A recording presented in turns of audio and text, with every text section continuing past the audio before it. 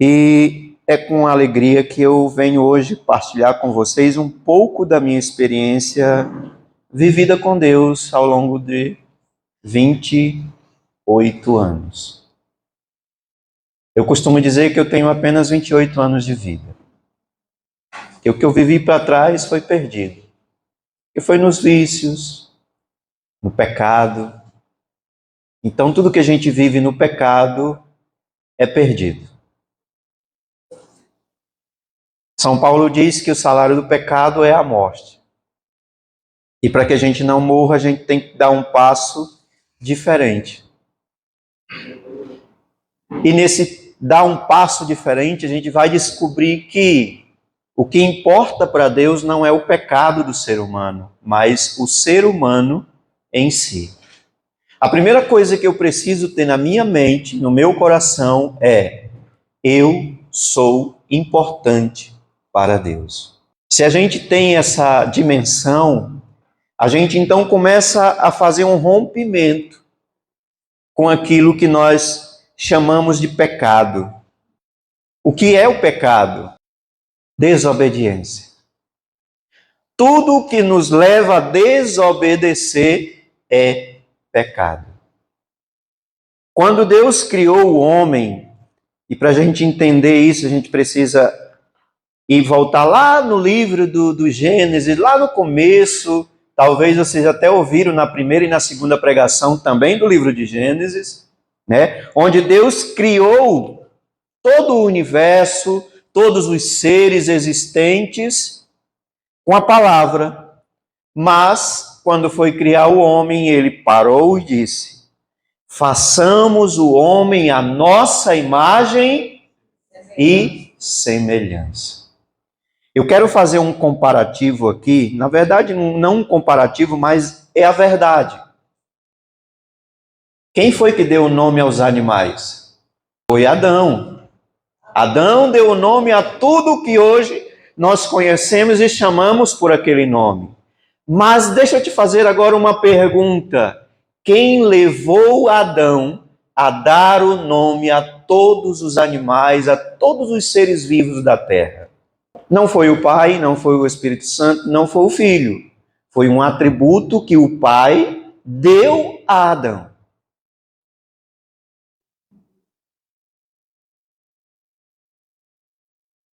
Irmãos, irmãs, Adão era tão santo,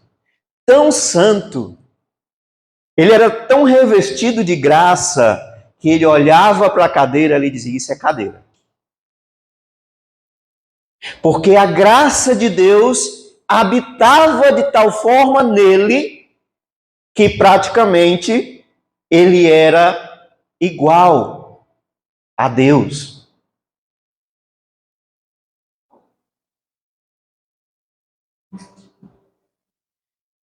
Deus criou o homem para ser o berço dele. Tem aquele teu lugar na tua casa que você gosta de encostar a cabeça e descansar? Quem tem aí um lugar assim? O homem é isso para Deus. E Deus é o mesmo para o homem. Só que quando a serpente, isso está no livro do Gênesis, tá? A serpente vem até Eva, e aí tudo começa, é onde entra o famoso pecado, que por uma abertura que a gente não deve dar a Satanás, Eva deu essa abertura. Na imagem de uma serpente, o diabo vai até Eva e pergunta: é verdade que Deus nos proibiu comer da árvore, de todos os frutos da árvore do meio do jardim? E Eva disse: não é verdade, porque Deus permitiu que a gente coma de todos os frutos, só um que ele disse que não devemos comer, porque se dele comermos, inevitavelmente iremos morrer. E a serpente, como diz a palavra, a mais astuta entre os animais, disse: não é assim não. Não é por aí.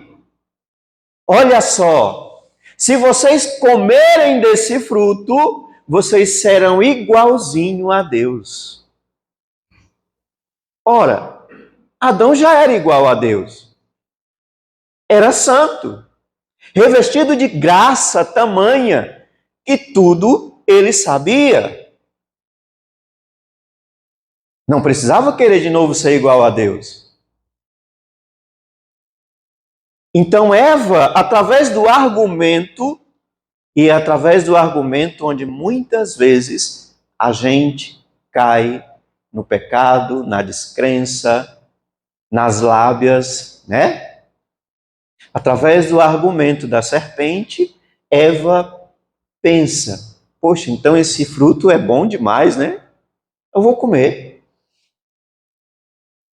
Come e dá também ao seu marido. Mas quem pecou? A mulher ou o homem? Porque ele foi o primeiro ser a ser criado por Deus e foi o primeiro a ouvir da boca de Deus que ele não deveria comer daquele fruto que estava no meio do jardim do Éden. Embora tenha sido a mulher que ofereceu para ele e antes tenha comido, ele fez com que o pecado entrasse no mundo através dele. Primeiro pecado é a desobediência. Mas Eva tem a sua prefiguração importante, porque ela prefigura Maria, Nossa Senhora. Através de Nossa Senhora vem o projeto de salvação sendo realizado. Que o homem vai prefigurar Jesus, que entra no mundo para salvar aquele que, por vontade livre, se condenou. Então, o primeiro pecado é a desobediência.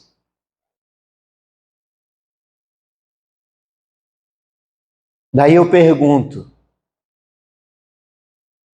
será que nós temos rompido com os nossos atos de desobediência? A desobediência, ela nos leva à rebeldia. E a rebeldia já é um passo mais profundo, que vai levando a gente a diversas doenças.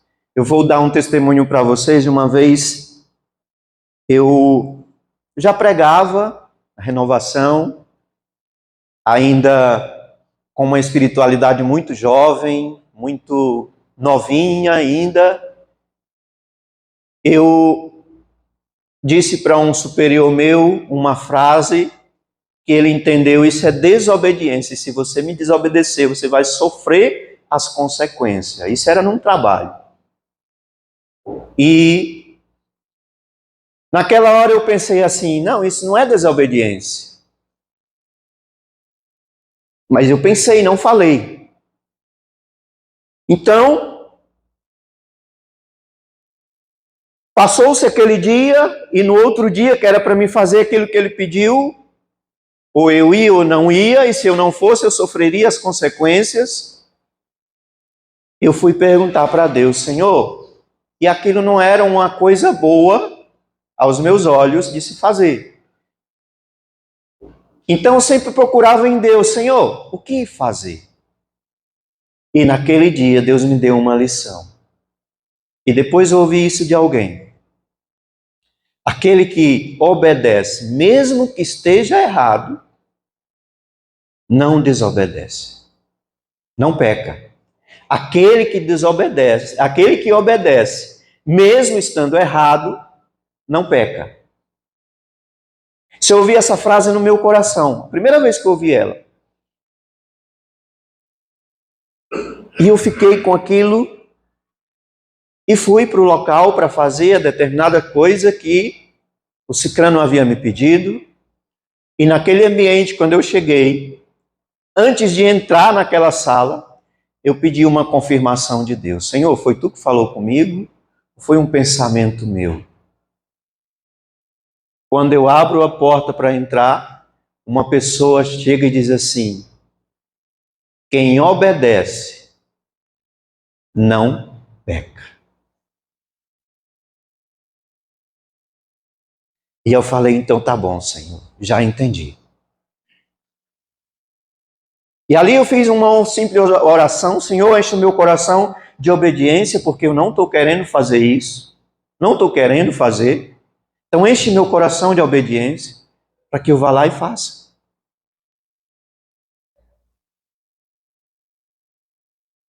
Fui e fiz aquilo que a pessoa havia me pedido para fazer, me retirei e fui embora para minha casa.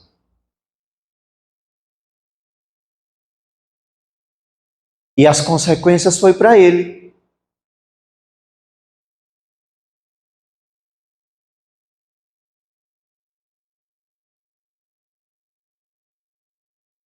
Então, o primeiro pecado, que é a desobediência, irmãos, nós precisamos romper com ela. Desobediência. Aqui eu não estou motivando ninguém a fazer o que é errado. Não, pelo contrário. Estou querendo te dizer que nós precisamos encher o nosso coração de obediência e amor a Deus.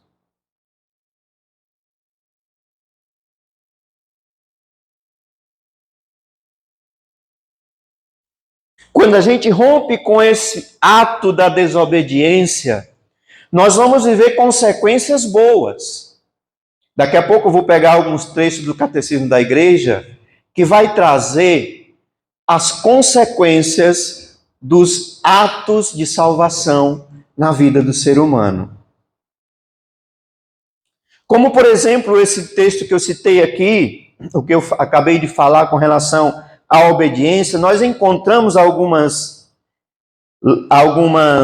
ordens do próprio Jesus na palavra, nos evangelhos, como, por exemplo, o evangelho de Mateus, no capítulo 7, ele começa dizendo: não julgueis e não sereis julgados. Por que o Senhor diz não julgueis? Daí, quando eu lia esse texto, o Senhor me trazia ao coração, e eu vou perguntar: quantos são os mandamentos da lei de Deus? Jesus resumiu esses 10 mandamentos em quantos? Amar a Deus sobre todas as coisas e ao próximo como a mim mesmo. Bom, se a gente for pensar em romper com o pecado e que nós devemos pensar em romper com ele, esses 2 mandamentos são suficientes para nós começarmos a viver uma vida de santidade. Primeiro, que quem ama a Deus sobre todas as coisas não deseja mal ao seu próximo. Ou estou errado? Quem ama a Deus sobre todas as coisas não rouba, não mente. Quem ama a Deus sobre todas as coisas não critica o outro. Quem ama a Deus sobre todas as coisas não despreza o outro. Quem ama a Deus sobre todas as coisas não quer o que é do outro para si, não tem inveja, não cobiça as coisas alheias, não deseja o homem ou a mulher do próximo ou da próxima, não tem maus desejos, porque ama a Deus sobre todas as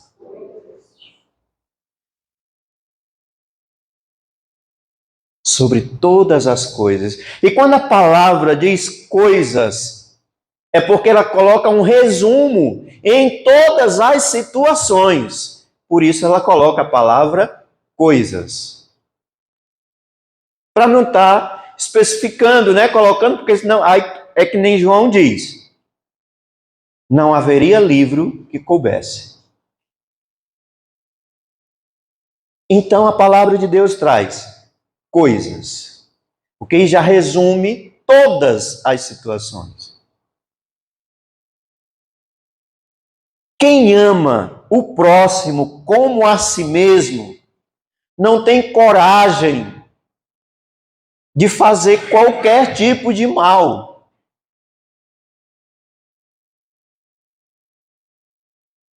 Eu li uma frase de um santo uma vez, não me recordo o nome dele, que ele dizia assim: para mim não ferir o outro, eu firo a mim mesmo. Eu firo a mim mesmo. Quando o outro me xinga, quando o outro me critica, quando o outro fala mal de mim, eu fico com raiva dele, mas eu não o machuco. Eu machuco a mim. Porque eu amo como eu amo a mim. E o que eu não quero para ele, para mim, eu não vou dar para ele. E qual era o que ele fazia para se machucar? Para não fazer a sua ira vir para fora, ele, debaixo na sua escrivania, na sua mesa, ele arranhava com as unhas, puxava assim com os dedos e a tábua comia a cabeça dos dedos dele. Ali se acabava a raiva dele, a revolta dele morria ali.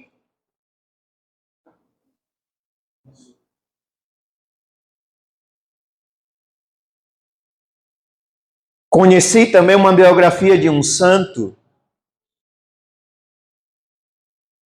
que ele pegava pedra de cascalho, pedrinhas pequenas, para não falar mal de ninguém, e colocava na boca. Colocava uma pedra de um lado e uma pedra do outro, para não falar mal de ninguém. Porque falar mal é pecado. Então, irmãos, eu estou trazendo aqui, que a gente for falar de pecado, é uma série de coisas que a gente passa o dia todo falando. E o pecado você já sabe o que é. Então, nós temos que saber o que fazer para não pecar mais. O que é importante para Deus não é o nosso pecado, mas como somos cada um de nós.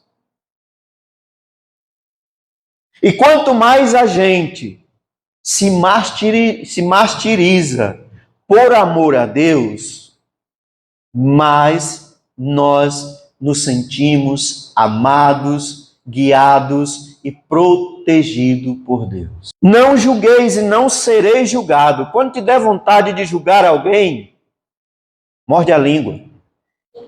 E isso acontece muito em nossas casas. Sabe qual é o lugar mais difícil da gente viver a santidade? Não é na igreja. Na igreja são pessoas que a gente nem conhece. Na igreja são pessoas que a gente não convive com elas. Tem um encontro semanal. Um bom dia, uma boa noite, tudo bem? O lugar de rompermos com o nosso pecado é dentro de casa. Dentro da nossa casa. É ali o nosso lugar de santidade.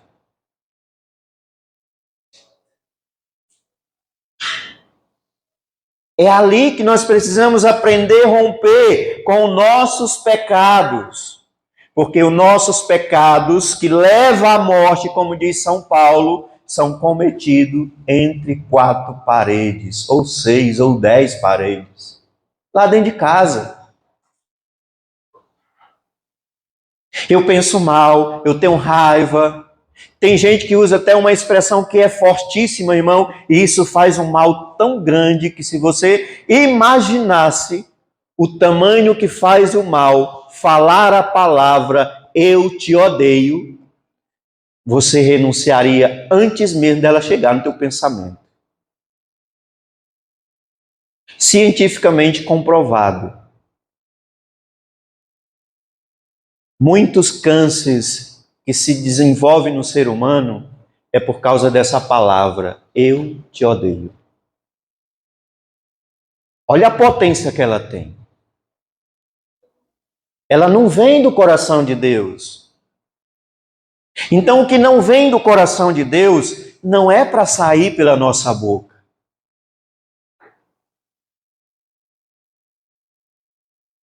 O que vem do coração de Deus são palavras de bênçãos. Como, por exemplo, quando Deus mandou Elias abençoar o povo, como é que ele ensinou a Elias a abençoar? De Sião te abençoe o Senhor, te proteja e te guarde. Ontem, eu rezando por esse momento, e me vinha uma fábula, uma historinha de um pássaro que por alguma situação perdeu as suas penas. E ao perder as suas penas, ele passou a xingar tudo e todos. O lugar onde ele estava, as árvores todas secaram. Os riachos secaram, ficou só o deserto e as plantas secas. E aquele pássaro não tinha uma folha para se esconder do sol. Então ele xingava tudo e todos. Dizia palavrões, xingava a Deus, reclamava de tudo. E um belo dia, passou um anjo naquele lugar. E o pássaro perguntou: aonde vais? Ele disse: eu vou visitar Deus. E o pássaro disse: então, pergunta para Deus quando é que ele vai fazer o meu sofrimento terminar. E o anjo: tá bom, eu pergunto sim. O anjo continuou o seu caminho e o pássaro ficou reclamando. Nem para me levar, podia colocar no seu ombro e me levar. Eu falaria diretamente com Deus. Ele não vai levar a minha proposta para Deus, a minha pergunta para Deus. Alguns dias depois, aquele anjo voltou e ele perguntou: e aí, o que Deus disse? Você fez a minha pergunta para Deus? E o anjo disse: sim, pássaro, eu fiz a sua pergunta para Deus. E o que foi que ele disse? Ele disse que você diga, quando qualquer coisa que te aconteça, você diga: louvado seja Deus por tudo.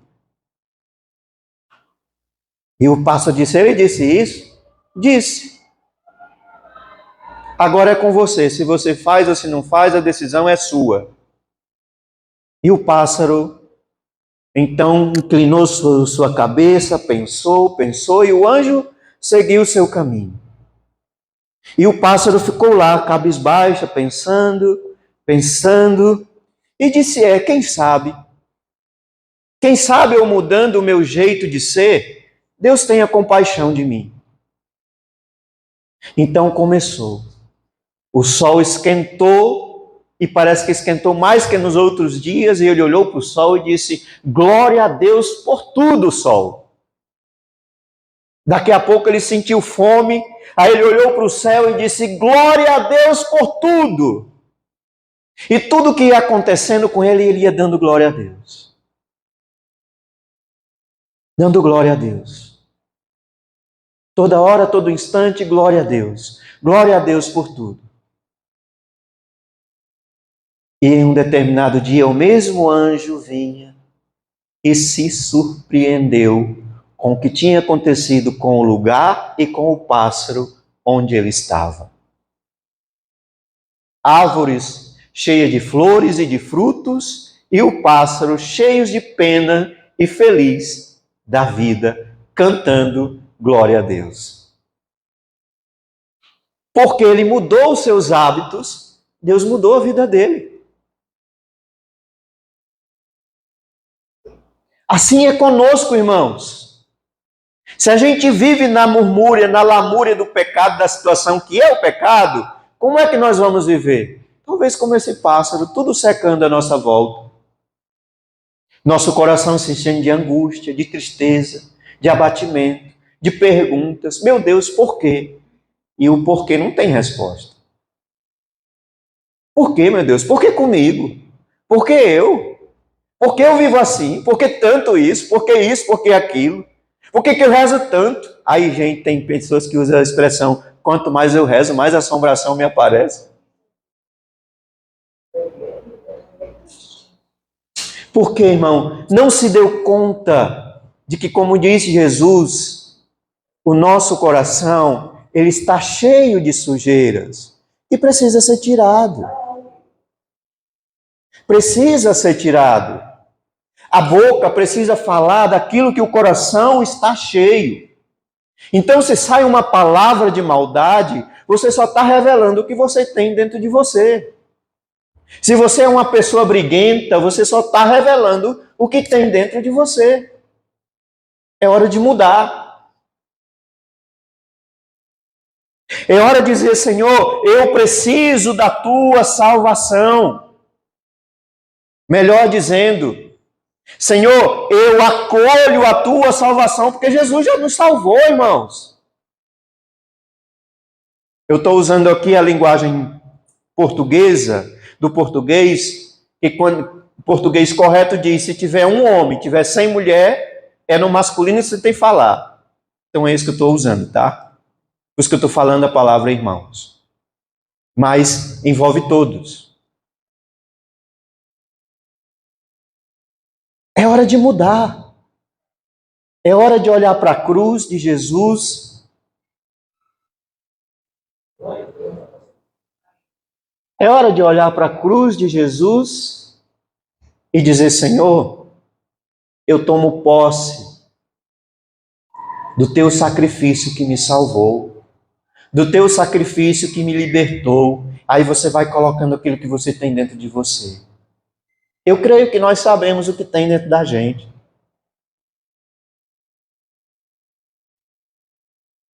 Me vem um sentimento agora, e não é acusação não, é porque Deus quer te libertar de pessoas que não teve noites que não conseguiu dormir, porque se encheu de raiva, de revolta, e você não conseguiu dormir. Não sei quando isso aconteceu.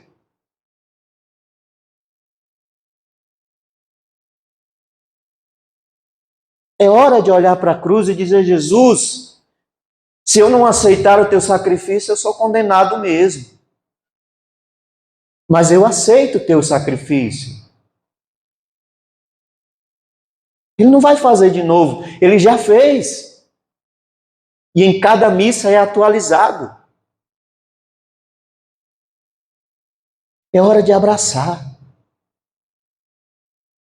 Salvação é isso, é a gente abraçar o sacrifício que Jesus fez por mim, fez por você, cada um abraçar. Não é deixar o outro abraçar por você, mas é você mesmo dizer, Senhor, sou eu que preciso, eu abraço, eu aceito. Irmão, se eu for contar a minha vida para vocês, vocês vão chorar.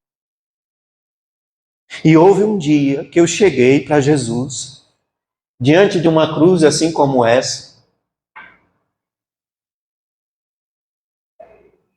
me ajoelhei nos pés e disse, Jesus, eu já estou condenado mesmo, não tenho mais nada que perder.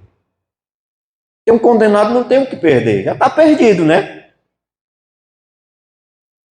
E a minha fé é tão pouca que eu não consigo acreditar nesse sacrifício. Eu não consigo acreditar que eu não vi, eu sou um Tomé.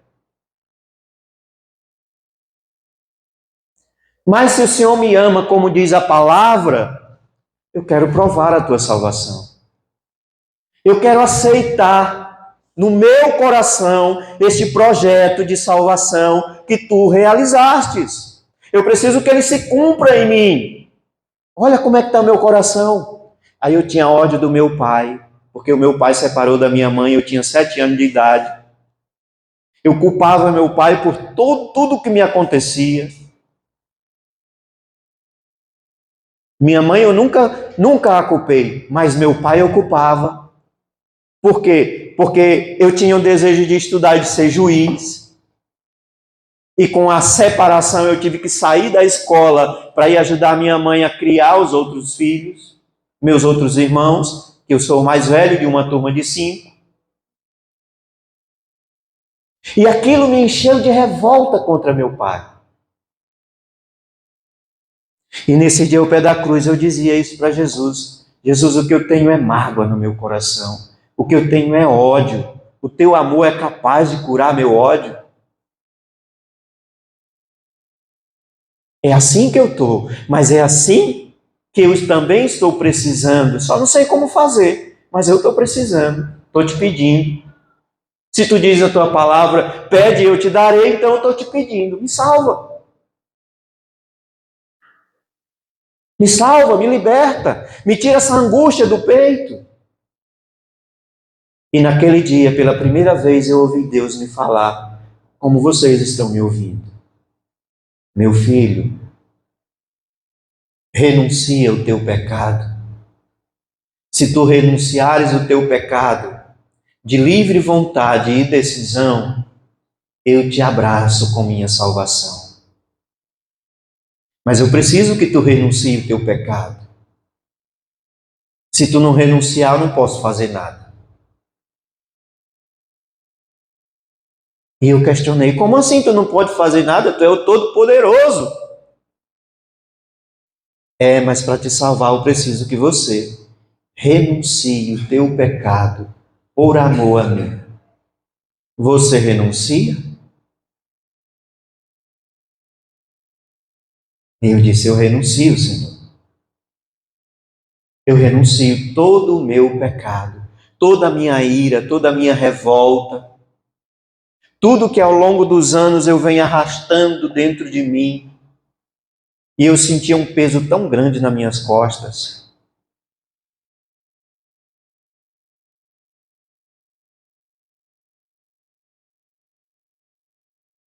E naquele dia, ali, prostrado aos pés da cruz, eu me senti abraçado pela salvação de Jesus. Eu sentia Ele derramando sobre mim seu sangue, como a gente assiste nos filmes da Paixão de Cristo, na cruz, Ele derramando o seu sangue, sendo açoitado pelos soldados judeus, romanos, derramando o seu sangue por amor.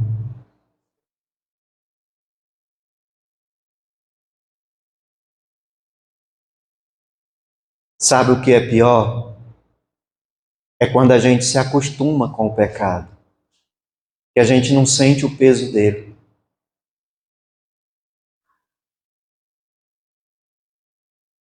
E eu já ouvi isso. Tem gente que diz, não vou me confessar não, que eu não tenho pecado. É porque ela já está tão acostumada com o pecado que tem, que ela não sente o peso da condenação do pecado.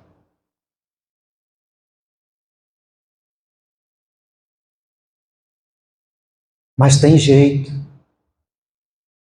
Basta olhar para Jesus. Como diz a palavra de Colossenses 2,14, que eu gostaria que alguém aí abra ela e leia em voz alta, para nós finalizarmos esse momento.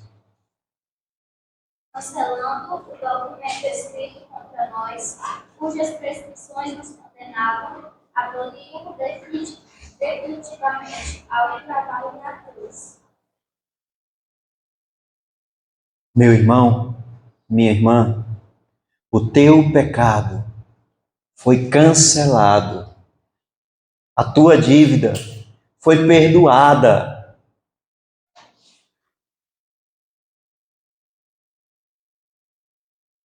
Você crê? Sim.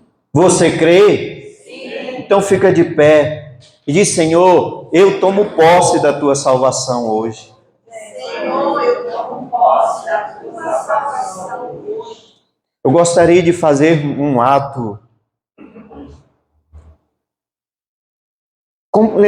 É um símbolo, é um gesto, mas mostrando para mim e para todos que hoje, mais uma vez, eu estou abraçando a salvação de Jesus.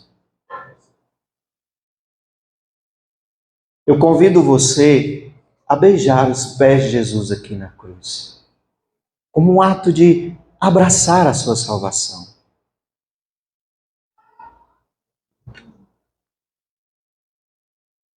Se alguém quiser, chegue até Ele. Ele já te perdoou. Ele já te lavou.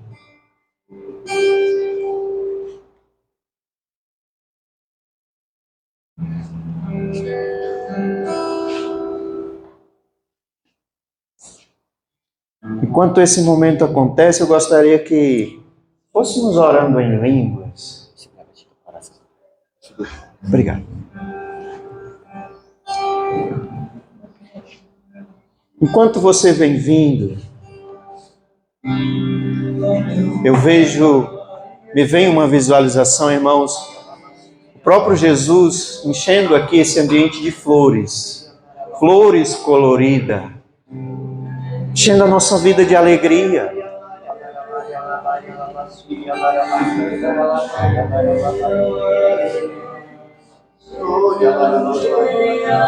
Você que já beijou os pés do Senhor, vá orando em língua agora. Se você não tem esse hábito de orar em língua, vá orando no teu pensamento: Senhor, eu te agradeço pelo sacrifício de amor e compaixão que o Senhor fez por mim, e por hoje me dar essa oportunidade de abraçar teu sacrifício de cruz, a tua salvação, a tua redenção.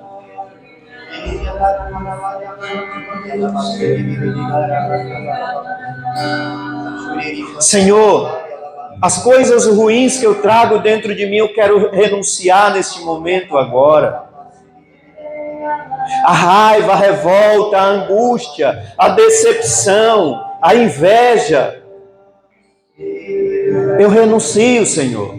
A mentira, o adultério, eu renuncio, Senhor.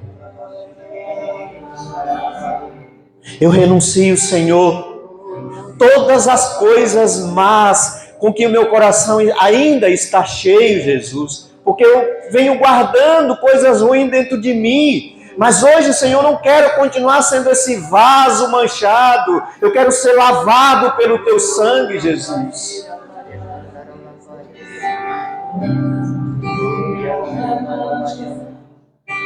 Tira, Senhor, essa mancha do pecado.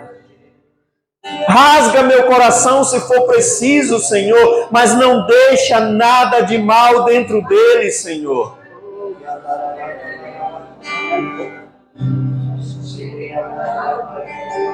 Levante a sua mão direita.